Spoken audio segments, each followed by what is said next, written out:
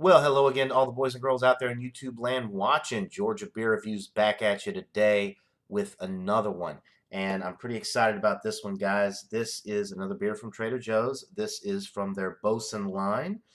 This is the Boatswain H.L.V Ale Heavy Lift Vessel. It is 7% alcohol by volume.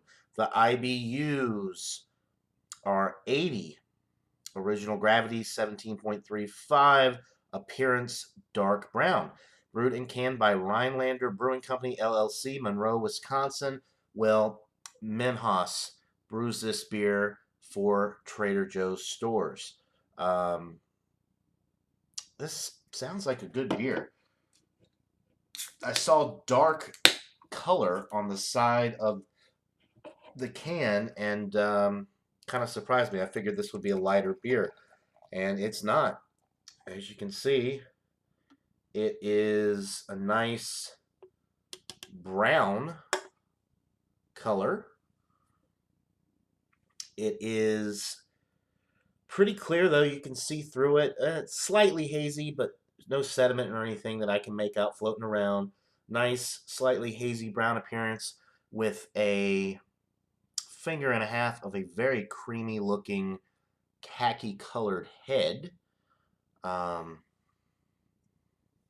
Let's see. It does say on the can Bosun because it looks like Boatswain.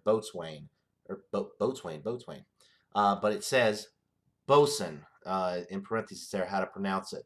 Bosun beers are unique brews made in small batches. Our ale has aromas and flavors of sweet roasted malt balanced with moderate bitterness coming from the high level of hops. Definitely a high level of hops. 80 IBUs is getting up there. So on the aroma, it is actually pretty malt forward. You're getting a nice roasted barley malt note. A little bit of a fruity note with this one as well, kind of like a banana fruitiness that I've gotten with all of the Trader Joe's beers so far. Definitely bready, malt forward, toasty.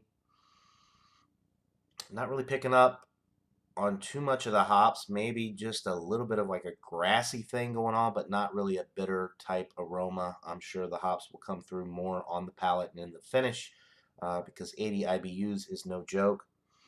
But it definitely smells more like a malt forward beer than anything else. Nice little toast notes, like I said. And of course, I'm not picking up on any booziness, no alcohol on the aroma whatsoever. 7% is getting up there. Smells good. So let's try this Bosun Heavy Lift Vessel Ale and see what we've got. Cheers, guys.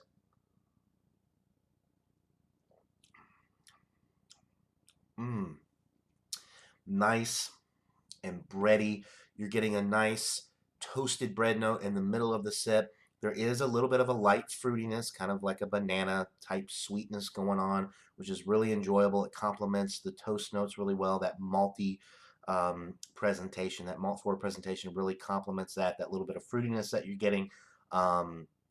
The body is relatively light for a 7% alcohol beer. You're not picking up on any of the alcohol on the palate or in the finish. It's not really even warming, going down. I did have this beer in the freezer for about 45 minutes before I drank it. I would definitely recommend drinking a beer like this relatively chilled because 7% is getting up there, but this does have a lot of nice complex flavor. So as it warms slightly, it might actually increase the flavor and make it better instead of worse.